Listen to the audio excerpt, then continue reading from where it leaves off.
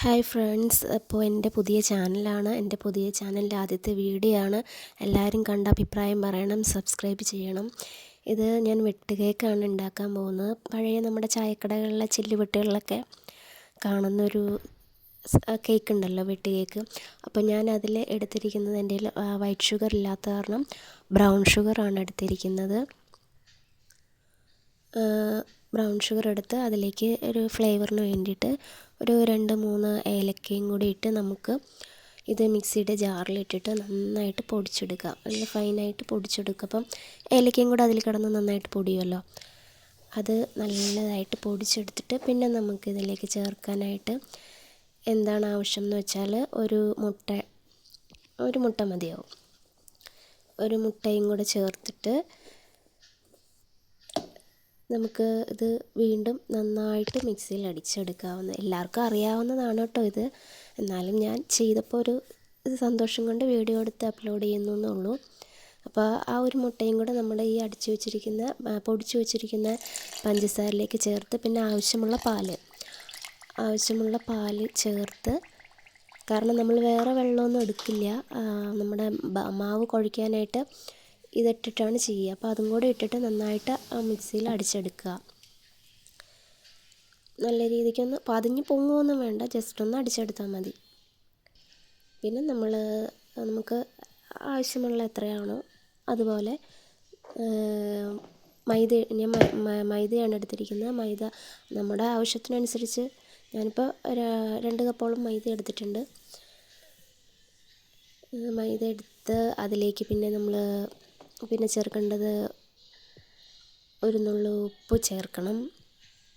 കാരണം പഞ്ചസാര ഇനി ഇതിലേക്ക് ആഡ് ചെയ്യേണ്ട കാര്യമില്ല, നമ്മൾ ഓൾറെഡി അടിച്ച് വെച്ചിട്ടുണ്ടല്ലോ.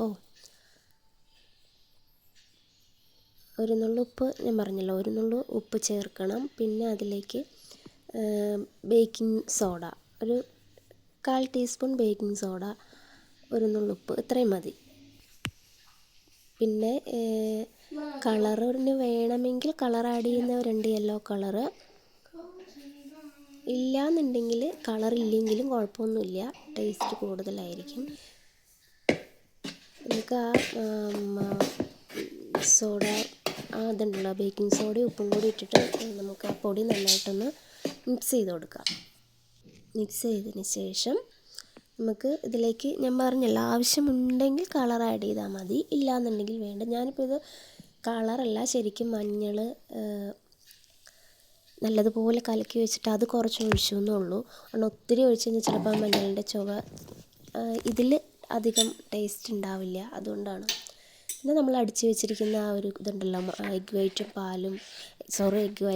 എഗ്ഗും പാലും എല്ലാം കൂടെ ചേർത്ത് വെച്ച് അതിൽ നമ്മൾ നന്നായിട്ട് കുഴച്ചെടുക്കണം. നല്ല ചപ്പാത്തിക്കൊക്കെ കുഴയ്ക്കുന്ന പോലെ കുഴച്ചെടുക്കണം. നല്ല രീതിയിൽ കുഴച്ച് നല്ല സോഫ്റ്റാക്കി വെച്ച് നമുക്കൊരു കുറച്ച് സമയം, 10-20 മിനിറ്റ് നമുക്കൊന്ന് റെസ്റ്റ് ചെയ്യാൻ വയ്ക്കാം. നമ്മൾ ഒന്നുകൂടെ ഒന്ന് സോഫ്റ്റാവും അതിന് വേണ്ടിയിട്ട്. പിന്നെ കുഴച്ച് കഴിയുമ്പോഴത്തേക്കും ഇങ്ങനെ ഇരിക്കും.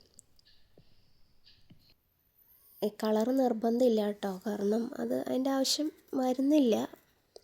ഇപ്പോൾ ഒരു 10-20 മിനിറ്റ് കഴിഞ്ഞിട്ട് ഞാൻ എടുത്തതാണ്. അപ്പോൾ ഒരു കാര്യം പറയാൻ മറന്നു, ഇതിന് പുറമെ ഇച്ചിരി നെയ്യും കൂടി തടവണമായിരുന്നു, അത് വീഡിയോ എടുക്കാൻ പറ്റിയിട്ടില്ല. എന്നിട്ടാണ് റെസ്റ്റ് ചെയ്യാൻ വയ്ക്കുന്നത്.